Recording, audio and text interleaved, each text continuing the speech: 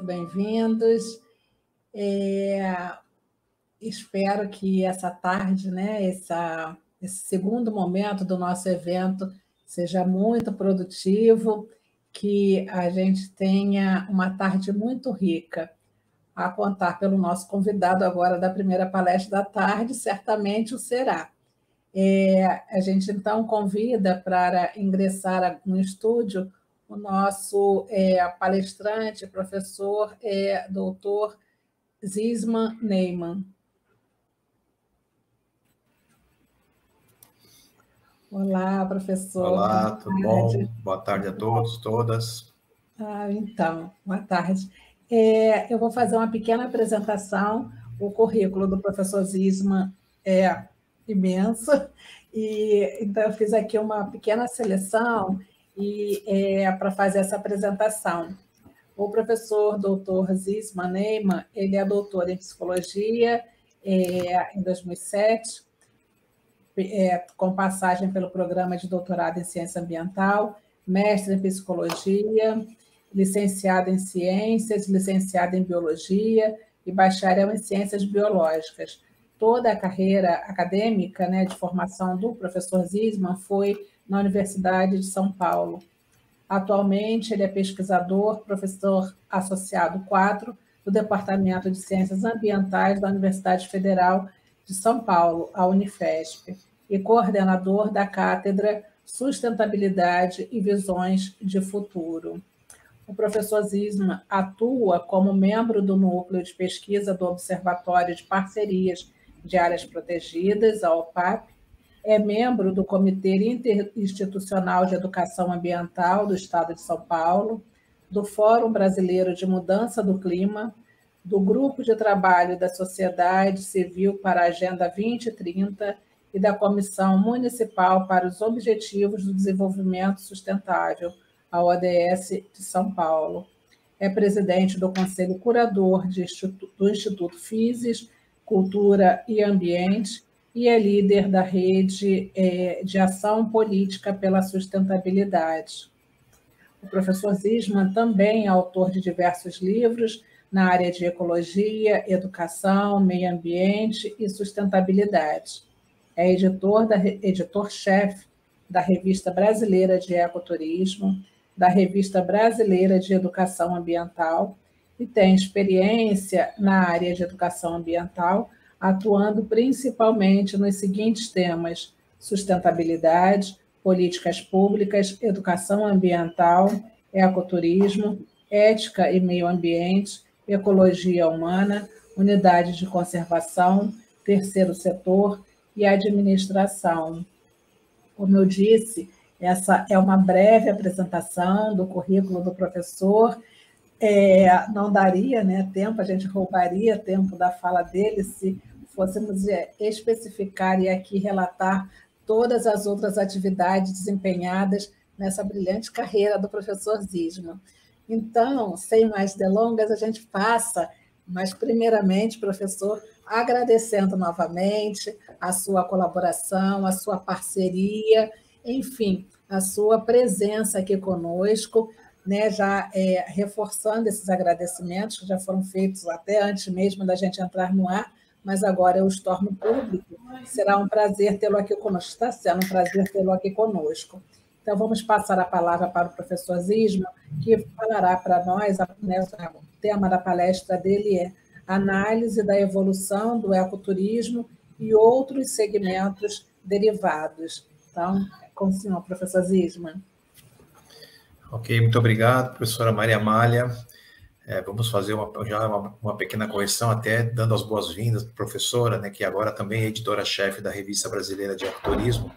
Eu estou dividindo temporariamente, né, essa função que eu vim exercendo nos últimos anos, mas com muita alegria estou passando justamente toda a responsabilidade de coordenar a nossa revista para o programa de maneira geral, né, e agora sobre a editoria-chefe da professora Maria Amália.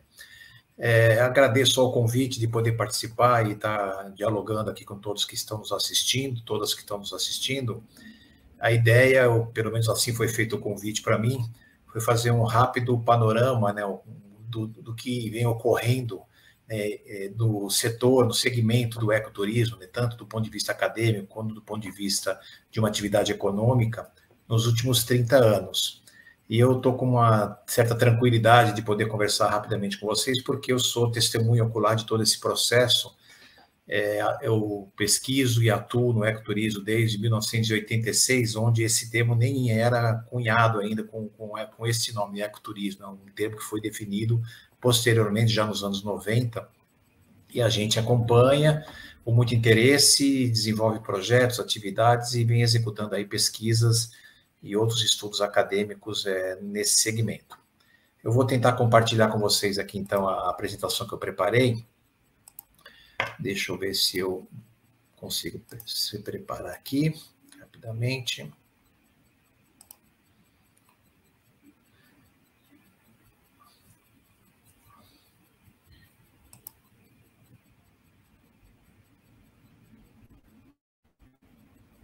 Deixa eu botar no modo apresentação para vocês. Muito bem. Então, aqui, participando aqui do segundo seminário de ecoturismo de conservação, aí do programa, o tema é análise da evolução do ecoturismo e outros segmentos derivados nos últimos 30 anos. Vale aqui um retrospecto histórico. Eu acho que indo para quem estuda turismo, pesquisa turismo, né, um dos maiores problemas que nós temos assistido nos últimos anos, né, desde que o turismo cresceu e se consolidou como uma atividade econômica importante no mundo, os impactos que ele causa, né, como uma atividade econômica e também com uma inserção, né, uma atividade que envolve aspectos econômicos e sociais, ela obviamente provoca impactos nas localidades em que ocorre e principalmente na modalidade que é chamada de turismo de massa, né, um estilo de fazer turismo que leva uma grande quantidade de pessoas a conhecer destinos que são muito badalados, muito procurados, e essas imagens aí não nos deixam mentir de que esse grande fluxo de pessoas para uma mesma localidade provoca, obviamente, impactos ambientais, né, pressão sobre recursos hídricos, sobre o saneamento básico das localidades, sejam naturais ou urbanas, além dos impactos sociais, nas alterações culturais, os grandes conflitos que surgem, né, do encontro de pessoas. A humanidade é um complexo de opiniões e estilos de vida que normalmente conflituam um com os outros quando as pessoas acabam se encontrando. E foi para dar uma resposta, né, a esse tipo de atividade que ali nos anos 80, os anos 90, e principalmente com o crescimento do chamado ambientalismo, que é um movimento social, né, que ganha força no Brasil e no mundo ao longo dos anos 70, 80, e ganha, especialmente no Brasil, uma força maior após o evento Rio 92. Então, o ambientalismo surge aí como um movimento social muito importante que questiona justamente os impactos que a sociedade humana provoca sobre os ambientes naturais, sobre os recursos naturais. Dentro desse contexto, né, o movimento ambientalista tenta apresentar uma série de alternativas ao modelo econômico vigente no mundo, o modelo do consumo exacerbado de recursos naturais, que é marca registrada do capitalismo mundial até os dias atuais, né? E o ambientalismo ele vem trazendo alguns questionamentos, mas também traz algumas propostas. Dentre elas, a possibilidade de você utilizar as unidades, criar primeiro, né, e depois utilizar de maneira sustentável as unidades de conservação, ou seja, as áreas protegidas no Brasil.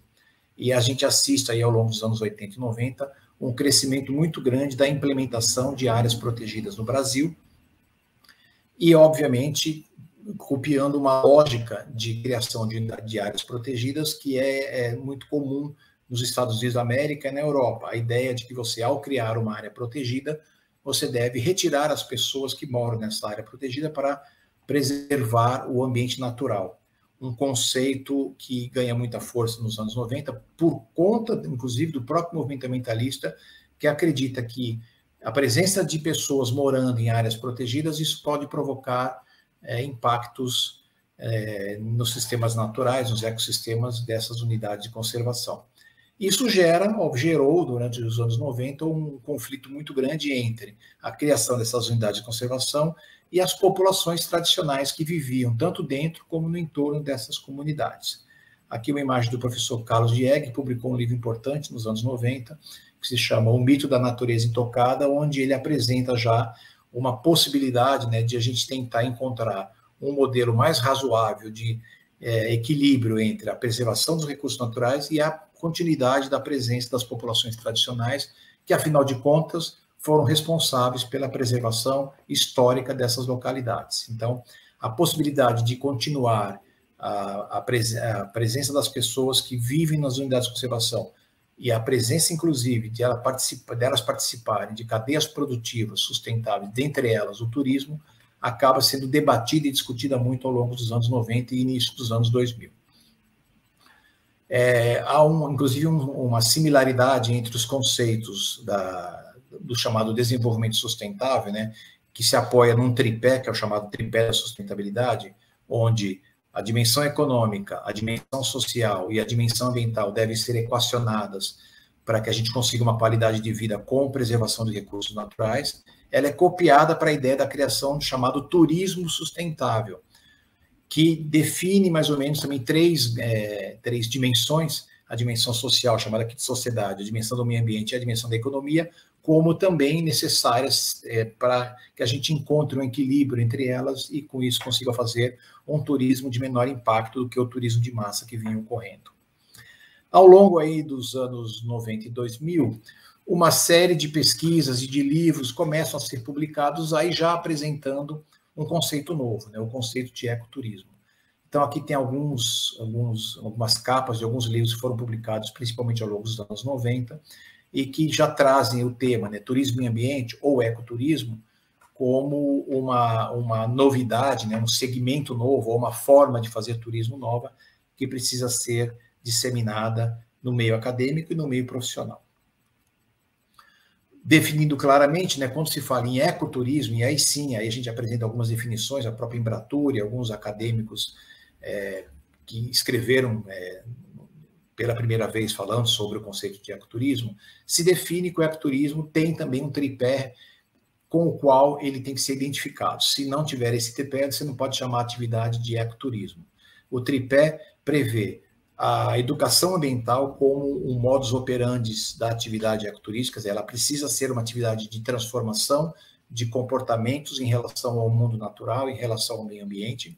Ela tem que produzir benefícios para as comunidades receptivas, principalmente as comunidades tradicionais que moram nas localidades que estão recebendo o ecoturismo, e, claro, né, aí, baseado nos princípios do ambientalismo, ele tem que garantir a conservação dos recursos naturais. Educação ambiental, benefícios às comunidades, e benefícios entendidos aqui como de um sentido mais amplo do que só benefícios econômicos, estamos falando de benefícios sociais, benefícios culturais, entre outros aí, e conservação dos recursos naturais. Bom, como se torna, né, dentro das universidades uma área de pesquisa, muitos artigos e estudos começam a ser produzidos. E isso também gera uma demanda da elaboração de encontros acadêmicos, encontros científicos para discutir o ecoturismo. O mais importante deles no Brasil, acho que acaba se consolidando como o mais importante, é o Congresso Nacional de Ecoturismo, que já teve várias edições, né, desde os anos 90 até o último, que foi em 2018, em Porto Nacional. Nós tivemos várias edições, né, e a cada 2 anos ocorre uma, era para ter ocorrido a última edição em 2020, e, obviamente, né, por conta da pandemia, esse encontro está sendo prorrogado e vai ocorrer muito provavelmente em 2022, se tudo der certo. Então, nós temos aí o Congresso Nacional de Ecoturismo, mas também temos outros encontros regionais, encontros temáticos que vêm sendo realizados por programas de pós-graduação, por coletivos de pesquisa, grupos de pesquisa que trabalham com a atividade do ecoturismo.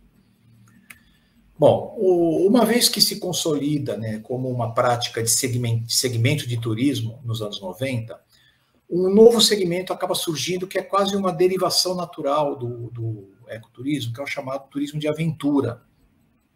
Inclusive, muito confundido com ecoturismo, né? Acho que no senso comum das pessoas que praticam essa atividade, quando se fala em ecoturismo, na verdade, as pessoas acreditam que nós estamos falando de turismo de aventura, a prática de esportes em áreas naturais, os mais diversos, caminhadas, montanhismo, rapel, arvorismo, trekking, entre outras modalidades aí, elas acabam se consolidando como um modus operandi de fazer ecoturismo, e muitas agências que se autodenominam agências de ecoturismo acabam desenvolvendo pacotes onde a atividade do turismo de aventura acaba sendo predominante em relação a outras possibilidades, como contemplação, sensibilização, que também são características da atividade ecoturística. E a prática do turismo de aventura foge um pouco daquele tripé que os teóricos do ecoturismo defendem como sendo necessário para que a atividade seja definida como ecoturismo. Ou seja, raramente há educação ambiental, existe muito pouca preocupação com a conservação dos recursos naturais e, pior de tudo, existe quase zero envolvimento das populações tradicionais, populações locais, no desenvolvimento dessas práticas, quando muito eles são contratados como guias de turismo local ou monitores ambientais locais, mas participando muito pouco da cadeia produtiva mais ampla do turismo nas localidades onde ele ocorre. Por conta da prática, né, do turismo de aventura, uma série de regulamentações começam a se tornar necessárias. Começam a ocorrer muitos acidentes, a preocupação de que essa atividade tenha algum mínimo de regulamentação de segurança para o praticante acaba produzindo uma série de políticas públicas e de manuais e de regulamentos patrocinados pela Associação Brasileira de Turismo de Aventura e que acabam gerando depois normas da ABNT, entre outras regulamentações locais, estaduais e municipais. Há uma tentativa de regulamentação e isso surge aí um cenário de normas que vão sendo implementadas e isso, de alguma forma, impacta diretamente a atividade do ecoturismo, porque ele já não se dá mais da maneira natural ou de contato com o ambiente natural que acontecia antes dessa regulamentação. Com a necessidade de segurança, né, uma série de equipamentos vão surgindo e vão tornando a atividade um pouco mais elitista, do meu ponto de vista, porque ela exige, primeiro, um planejamento das trilhas. Então, as trilhas passam a ter corrimões, calçamento, cordas, pontes suspensas, enfim, e começa a ter uma infraestrutura mínima para que o turismo em áreas naturais comece a ocorrer. Isso provoca uma humanização dos espaços naturais, um distanciamento do contato com a natureza bruta, vamos dizer assim, e pior do que isso, né, o ecoturismo, quando é confundido com o turismo de aventura, ele passa a exigir uma série de equipamentos. Aí vira uma sofisticação de mochilas, calçados, equipamentos, botas e lanternas, canivetes, enfim, os mais diversos tipos de equipamentos acabam sendo um pouco o sinônimo do ecoturismo. Várias lojas especializadas em ecoturismo são abertas em vários lugares do Brasil, basicamente para vender esse tipo de equipamento, o que também torna o segmento bastante elitista, né? Porque só quem tem bastante recurso financeiro consegue comprar os equipamentos, comprar os pacotes de ecoturismo que são cada vez mais sofisticados e os lugares acabam também sofrendo um impacto direto, porque essas cenas que nós começamos a ver como típicas e características do ecoturismo, além da exigência de equipamentos de mergulho, equipamentos de mochila para caminhadas, embarcações, caiaques, entre outras aí, binóculos, máquinas fotográficas para observação, tudo isso, né, de alguma forma, vai fazendo com que o ecoturismo se torne uma atividade de um grupo de pessoas mais abastadas do ponto de vista socioeconômico, né? E isso, obviamente, segrega, afasta outros tipos de praticantes e, pior do que isso, né, no caso dos impactos sociais nas comunidades tradicionais, acaba promovendo dois problemas, né, sociais muito sérios. O processo de gentrificação, ou seja, a transformação da paisagem dos lugares para agradar ao estilo dos visitantes e não mais com as características originais das populações tradicionais que ali viviam. Aqui umas imagens de Trancoso, na Bahia, né, mostrando aí que as casas que antes eram ocupadas por pescadores, hoje são sofisticados restaurantes e lojas e estúdios de arquitetos e coisas do tipo. E, além da gentrificação, o processo de espetacularização das tradições culturais, né, dos lugares visitados. Aqui também, imagens do sul da Bahia, na região de Porto Seguro, onde, mais do que respeito às as tradições, né, das comunidades indígenas, comunidades quilombolas, o que a gente acaba assistindo ali é um processo de transformação onde a cultura vira espetáculo, onde vira uma caricatura da manifestação original dos povos que ali viviam. Toda essa pressão de gentrificação e espetacularização vai, ao longo dos anos 2010, já se aproximando dos tempos mais atuais, formando uma preocupação tanto do segmento acadêmico que pesquisa o ecoturismo, como das populações tradicionais que recebem essa atividade, a ideia de tentar organizar um outro formato, como a dimensão benefícios à comunidade tradicional. É o último que está sendo lembrado aqui, né, nesses processos, acaba tendo um movimento natural, quase um movimento social das populações tradicionais, em organizar o que nós chamamos de turismo de base comunitária. E aí sim, tenta-se realçar a dimensão da participação comunitária dos moradores, dos receptivos, dos locais onde se recebe o turismo, né? Para que eles sejam os protagonistas, tanto na elaboração da atividade, no desenvolvimento econômico da atividade, na execução das atividades de visitação, surge uma modalidade nova, muito presente nos movimentos de populações organizadas, né, nas associações de base dessas comunidades que se organizam para tentar propor uma nova forma de turismo, que é o chamado turismo de base comunitária, e mais recentemente, inclusive, chamado de ecoturismo de base comunitária, quando ele acontece em locais próximos à unidade de conservação. Uma série de redes importantes de turismo de base comunitária são organizadas no Brasil, a rede Tucum é a principal, a Tocorim, na Amazônia, entre outras, né, redes que são organizadas no Brasil, e se propõe, e tem se discutido muito mais recentemente, a possibilidade de a gente tentar fazer com que o turismo de base comunitária seja o carro-chefe da modalidade do ecoturismo no Brasil. Resumindo tudo que eu falei, dá para construir um percurso aqui, né? Quer dizer, do turismo de massa e seus impactos, surge lá, por conta da pressão do movimento ambientalista, o chamado turismo sustentável, uma nova forma de fazer turismo, que usa as áreas protegidas e principalmente as unidades de conservação como o seu local principal de execução, e da prática dessa atividade nas áreas protegidas surge ali uma preocupação em se formatar um tripé que define as diretrizes do ecoturismo, que são educação ambiental, conservação dos recursos naturais e benefícios à comunidade tradicional, mas, né, isso causa um impacto direto nessas populações tradicionais, que normalmente são vistas como populações que podem produzir impactos aos biomas naturais onde ocorre a atividade do ecoturismo. Isso tem provocado, então, como a gente acompanhou aqui nas meus slides anteriores, a elitização do ecoturismo, a sofisticação dos destinos, a gentrificação e a espetacularização,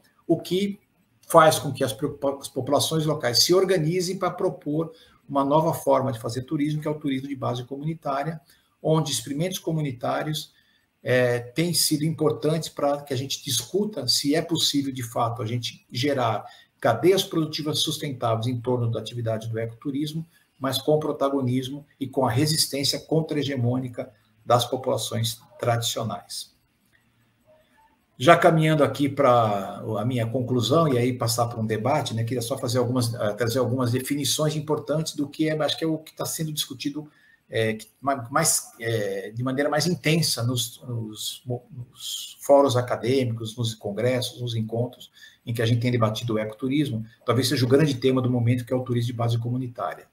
E, na definição, ele se apresenta como um tipo de turismo que busca encontrar uma nova lógica contra-hegemônica para o turismo de base comunitária, de modo que não ocorra o mesmo que aconteceu com o ecoturismo, né? Que é essa gentrificação, espetacularização, entre outros problemas sociais que o ecoturismo trouxe. Né?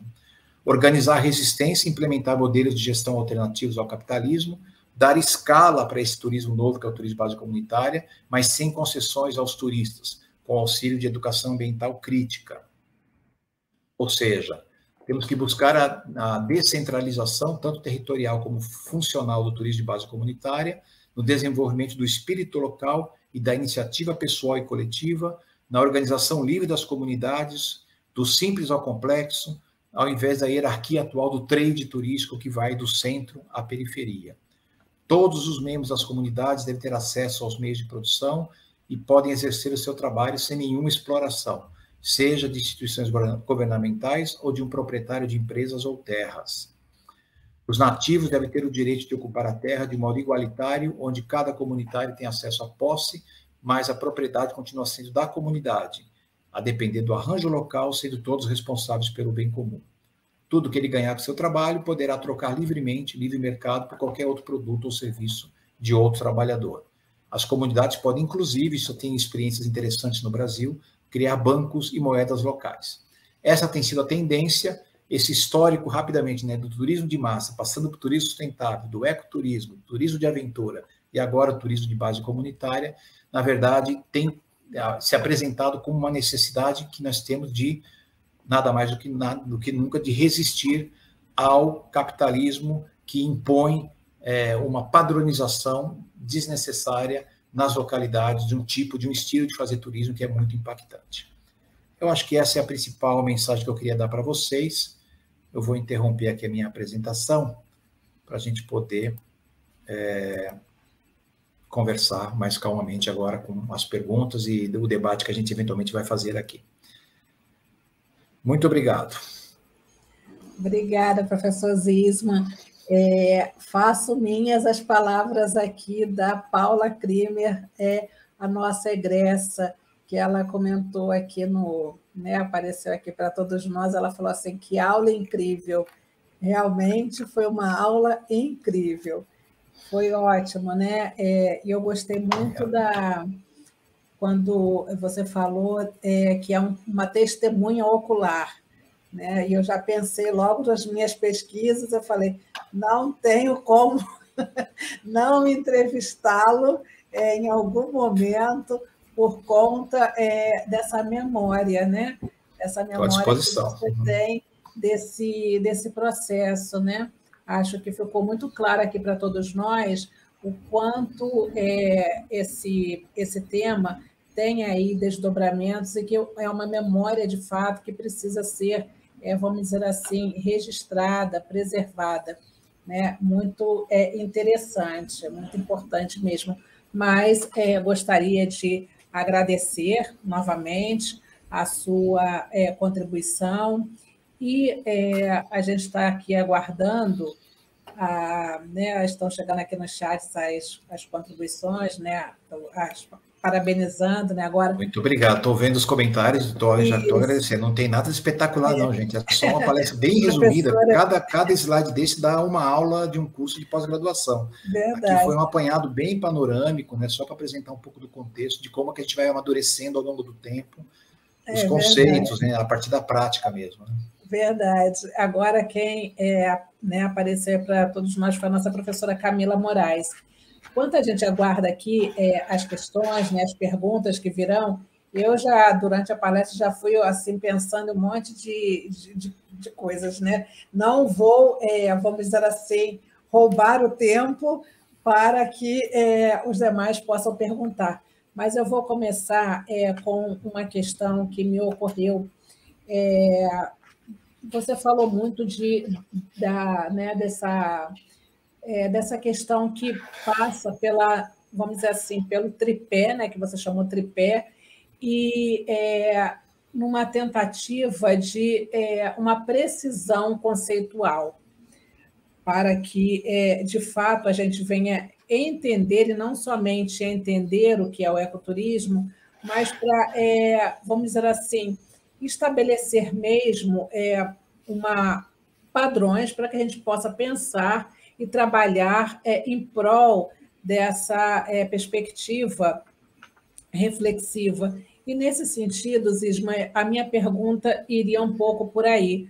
O quanto desse tripé que você tem ao longo desse tempo todo, né, como uma testemunha ocular, o quanto você tem observado que ele tem se mantido, se fortalecido ou se talvez se enfraquecido. E se tiver ido por esse caminho de um enfraquecimento, já que a apropriação pelo mercado é algo muito poderoso, né? Não por acaso você termina a sua exposição com a palavra resistir, né?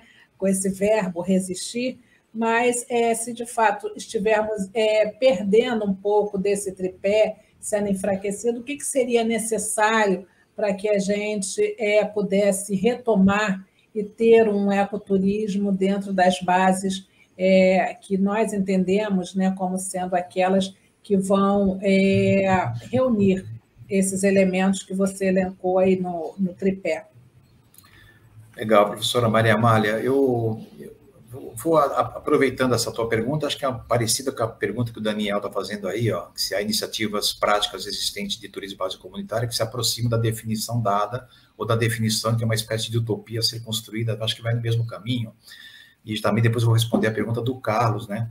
Se o TBC substitui o ecoturismo como um termo e como prática, tem a ver com a sua pergunta, porque são 30 anos já observando a implementação do ecoturismo no Brasil e no mundo, né? E mais especialmente no Brasil, eu acho que a gente não tem nenhuma experiência que consolidou as 3 dimensões de fato, né? Acho que quando a gente consegue avançar na conservação dos recursos naturais de um destino onde o ecoturismo se implementou de maneira forte, ok, conservou recursos naturais, mas raramente beneficiou a comunidade tradicional e muito mais raramente aí produz com qualidade, com responsabilidade, com sistematização, uma educação ambiental que seja transformadora e que possa mudar atitudes e comportamentos tanto dos profissionais como dos turistas que visitam as localidades.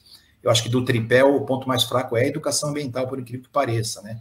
Porque muito raramente as agências de turismo, as populações locais, enfim, o trade todo, os gestores de unidades de conservação, raramente se preocupam em elaborar programas consistentes de educação ambiental, porque isso exige planejamento. Não se faz educação ambiental fazendo discurso ecológico na beira de uma trilha, achando que isso é suficiente para você mudar atitudes, comportamentos ou compreensão do mundo. Educação ambiental, inclusive, é uma área de pesquisa imensa, né? Com muita teoria por trás de como se pode, se deve, né, e como é que a gente, de fato, consegue bons resultados com a educação ambiental. Então, no Brasil, eu vejo quase nenhum destino conseguiu, de fato, implementar as 3 dimensões que, conceitualmente, né, definem o ecoturismo. E para nós que somos acadêmicos e pesquisadores, eu acho importante ter uma definição de princípios para a gente poder qualificar os estudos de caso que a gente faz, né? Então, quando você vai estudar um certo destino turístico, você pode dizer, ou não é uma boa prática, não é uma boa prática, está bem implementado, não está devendo ainda para o conceito, quando você tem claramente quais são os princípios que regem o conceito, né? Claro que a academia inventa conceito o tempo todo e eles podem ser flexíveis e mutáveis, mas é importante que eles existam para você poder qualificar o estudo que você está desenvolvendo, né? E aí surge o turismo de base comunitária, porque eu acho que o turismo de base comunitária, amadurecendo mais recentemente, nos últimos 10, 15 anos, eu acho que ele vem como uma resposta a essa utopia que é apontada aqui, né? Foi o Rodrigo, não, foi o Daniel que apontou como utopia, né? Puxa, as comunidades tradicionais raramente são protagonistas, e o ecoturismo prevê que precisa haver benefícios às comunidades tradicionais.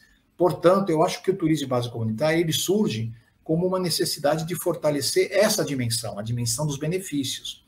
E aí eles tomam para si essa responsabilidade. Olha, vocês garantiram conservação de recursos naturais, mas como raramente teve participação da comunidade tradicional, vamos tentar fortalecer um outro tipo de turismo, que é o de base comunitária, e que se aproxima do princípio do ecoturismo, que aqui nós estamos fortalecendo a dimensão social do ecoturismo, né? Ainda está faltando fortalecer a educação ambiental, mas tendo o protagonismo das populações tradicionais e elas assumindo para si a responsabilidade de fazer esse trabalho educativo, eu acho que a gente consegue se aproximar cada vez mais dos princípios do ecoturismo. Então, sim, ô Daniel, eu vejo que o turismo de base comunitária é o amadurecimento natural do conceito de ecoturismo. Quem sabe no futuro os nossos programas de pós-graduação tenham que mudar de nome, inclusive, hein? De pós-graduação em ecoturismo e conservação para pós-graduação em turismo de base comunitária e conservação. Porque tudo bem que são só nomes a gente muda, a gente inventa, a gente faz adequações. Mas eu acho que o turismo de base comunitária, ele é o atual ecoturismo de forma mais próxima do conceito do que era o ecoturismo praticado antes de surgir essa modalidade.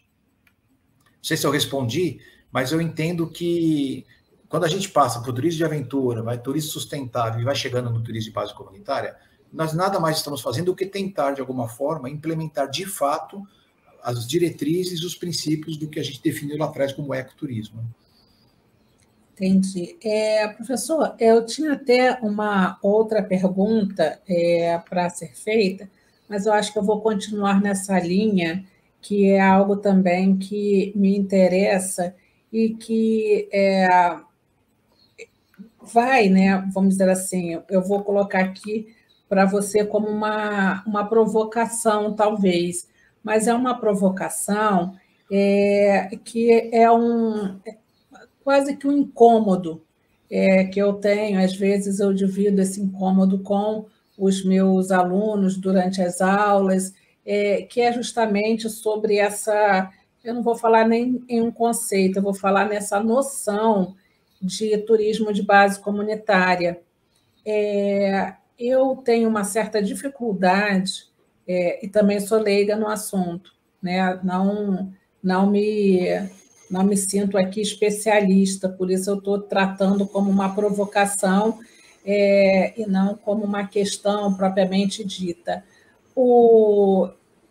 Eu tenho assim esse incômodo que eu falei com essa noção de turismo de base comunitária, porque eu vejo que há uma ideia, né, e eu percebo isso muito vindo dos alunos, em que a comunidade seria, de fato, essa protagonista, seria ela a tomar para si as rédeas dessa, vamos dizer assim, dessa esfera, dessa parte do desenvolvimento da atividade turística, mas, por outro lado, até mesmo aqui na perspectiva, né, falando enquanto antropóloga, ou seja, a gente sabe que os grupos eles não são homogêneos, né?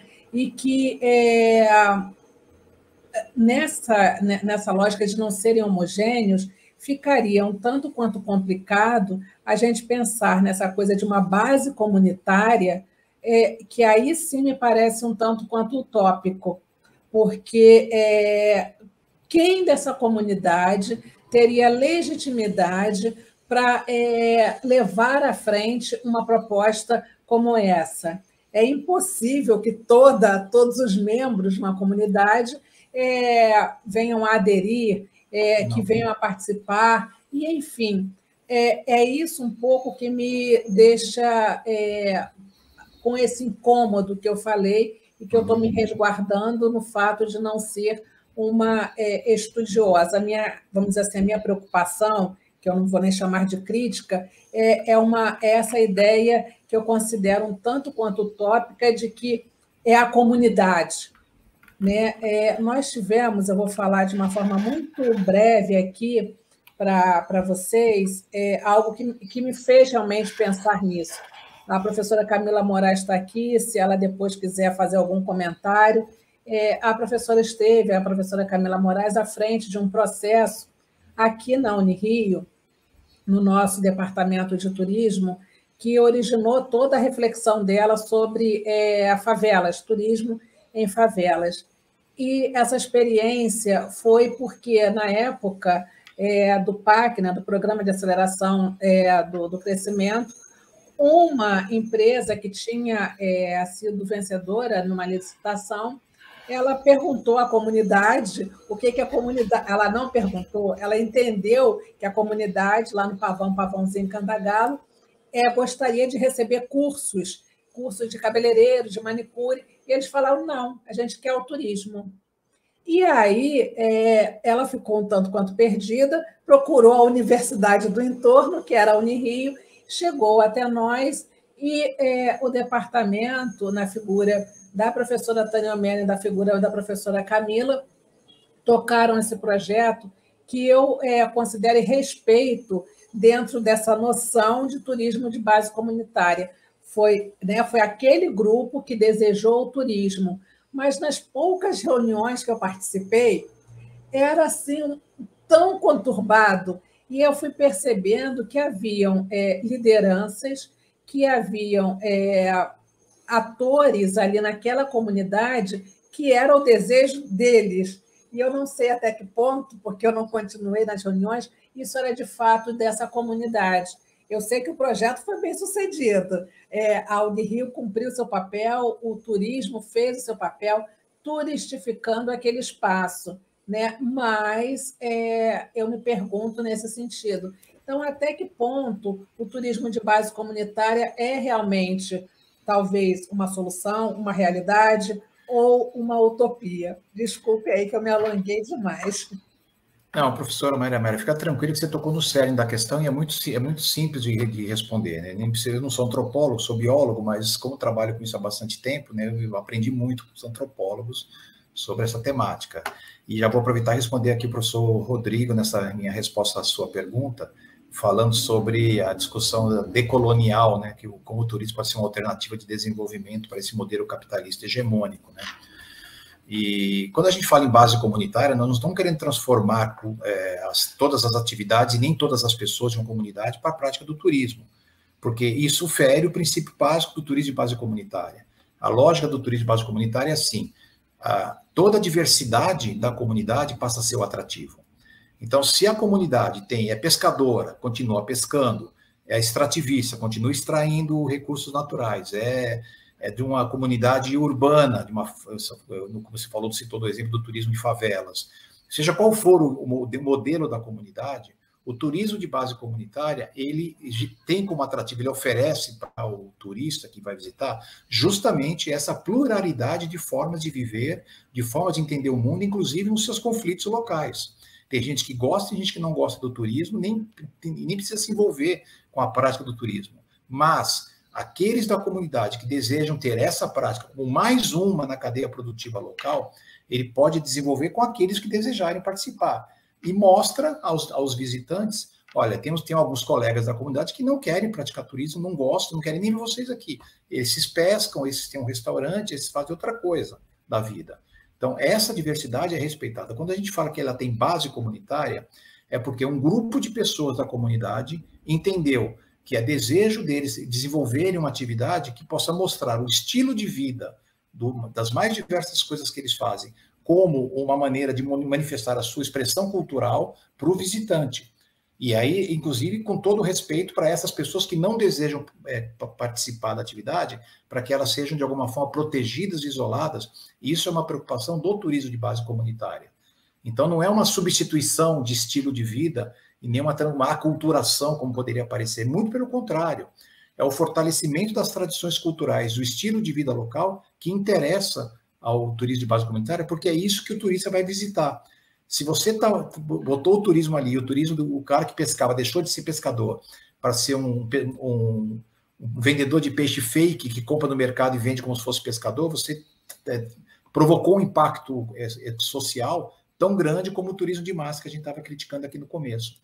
Então, o turismo de base comunitária tem se mostrado uma boa alternativa, porque essa preocupação que foi apresentada por vocês todos aqui, né, de respeitar a cultura, de de ser uma utopia e, portanto, ela precisa ser feita com muito cuidado para que todos possam se enxergar nela e ver os benefícios que ela pode trazer, sem causar impacto ambiental e social para a localidade. Tudo isso está previsto na lógica do turismo de base comunitária. E sim, é uma atividade decolonial que tenta ser um esquema de baixa escala, de que a capacidade de carga, de suporte do local tem que ser respeitada em todos os sentidos, social e ambiental. Então, é para ser contra-hegemônico mesmo, não é para ser um turismo de implementação de um grande volume de pessoas. Ele ganha escala se você tem muitas comunidades praticando no Brasil, aí você dilui o impacto para as milhares de comunidades que têm esse potencial. Mas uma única comunidade vai receber poucas pessoas, e sem transformar significativamente o seu estilo de vida. Senão, não é turismo de base comunitária. Muito obrigada pelo esclarecimento. Com isso também você respondeu já a pergunta, né, do professor Rodrigo. Isso. E aí estamos já chegando no final do nosso tempo, né? Faltam 8 minutos, e eu acho, Zisman, que não tem como a gente não falar nesses minutos finais dessa parceria, né, que já existia, né, entre o PPGEC e você sendo uma das referências na área, mas agora a gente ainda se fortalece ainda mais por conta da revista, né, da Revista Brasileira de Ecoturismo.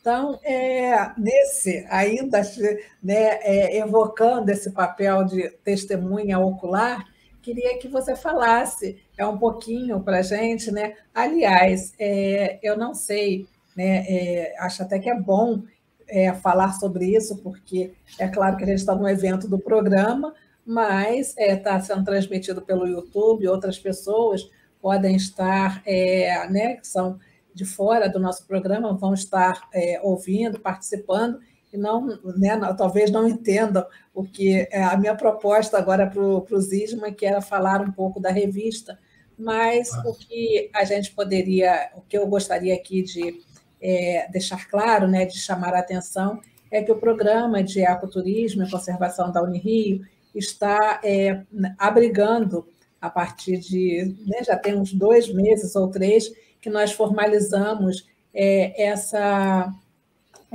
transferência, não sei se esse seria o melhor termo, né, Zisma, mas, enfim, que o ecoturismo, o programa, entrou efetivamente na editoração, né, da revista, e isso foi, né, nós nos sentimos muito lisonjeados quando o Zisma nos procurou procurou o programa, procurou para que a gente viesse a abrigar essa revista. E como, né, a palestra do Zisma são, né, os segmentos derivados, e ele falou muito desse olhar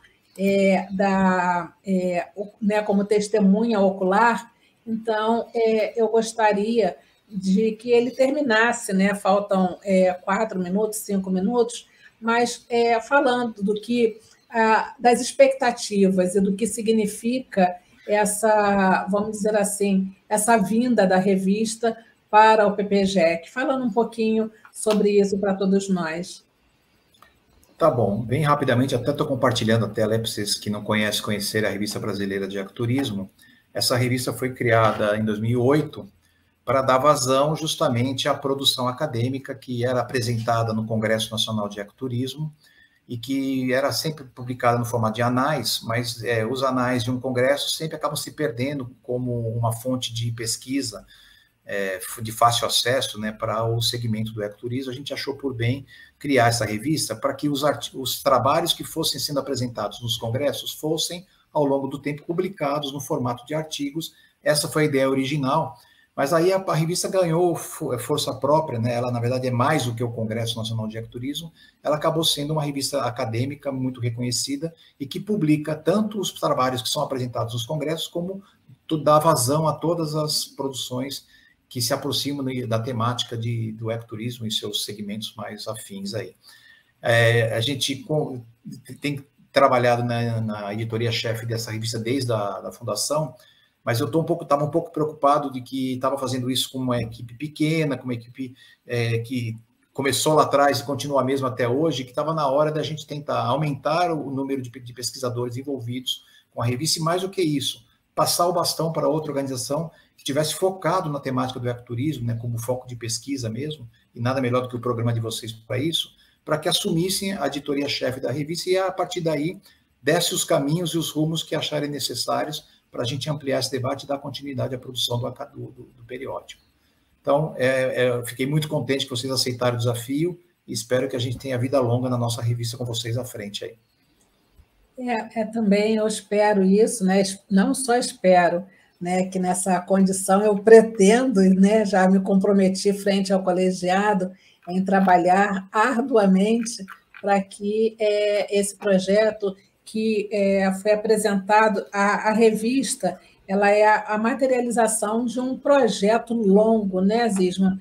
Que você, aqui que você chamou, né, de breve apresentação, enquanto testemunho ocular, apresentou para todos nós, né, mostrando como é que começou essa reflexão, trazendo a ideia lá o momento do ambientalismo, enfim, desdobrando todos esses aspectos em uma série de questões que a revista veio, de alguma forma, materializar.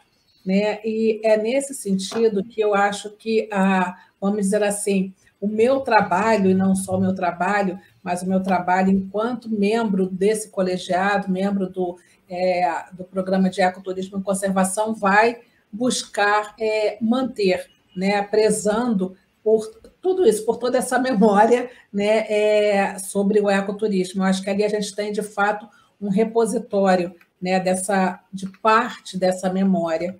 E eu espero que, efetivamente, a gente né, consigamos honrar todo esse trabalho que vocês tiveram ao longo de todos esses anos, porque são muitos os números, com muitos artigos potentes, com artigos que nos ajudam, de fato e efetivamente, a pensar essas questões em vários desdobramentos, como você apresentou aqui para todos nós. Faltando apenas 2 minutos para esse encerramento, já que às 2 horas a gente vai ter uma outra palestra, eu gostaria já de começar a agradecer a presença do professor Zisman aqui conosco. É sempre um prazer, é sempre uma alegria tê-lo aqui, não só nesse momento, mas em outras ocasiões, como parceiro que tem sido ao longo de toda a nossa trajetória, da trajetória do programa, que não é tão longa assim, e passaria, nesses momentos finais, para o professor, para que ele fizesse, né, suas considerações finais, enfim, esse momento da despedida. Eu acho que eu só gostaria de agradecer mais uma vez o convite, fico à disposição do programa, dos alunos do programa, eventualmente para ser parceiro em alguma pesquisa, participar de banca, o que vocês acharem que for pertinente. E como testemunha dessa história toda, fico aí também à disposição para conversar com pesquisadores, com quem quiser recuperar ou resgatar um pouco dessa história toda, o que tiver ao meu alcance. Estou à disposição e espero ter dado aí um panorama geral, espero ter provocado algumas reflexões. Foi muito breve, muito rápido. Claro, todos esses temas apresentados aqui dariam horas de debates, a gente precisaria se aprofundar, mas é para isso que servem os programas de mestrado especializados na área, né? Parabéns para vocês pela iniciativa e bom seminário para todo mundo que continua aí. Então, tá. Fica aqui o nosso agradecimento, o nosso boa tarde, né? E deixando aqui, né, chamando a todos, convidando a todos que nosso evento continua. Nós vamos ter agora a segunda palestra, né, que é bem interessante. Só vou me valer aqui do celular para pegar o nome da palestra, para passar para vocês, né, para convidar, né, para que vocês estejam, permaneçam aqui conosco. A próxima palestra vai ser ministrada pelo professor Marcelo Mello, com o título Lazer, Cidade e Direitos Sociais em Tempos Neoliberais, Desafios em Tempos de Avanço Conservador. Então, né, fica aí o convite para que vocês permaneçam conosco. Novamente, o nosso muito obrigado ao convidado da tarde de hoje, professor Zisman. Uma boa tarde a todos e todas. Continue, que o evento está muito bonito e teremos muitas coisas ainda acontecendo. Uma boa tarde.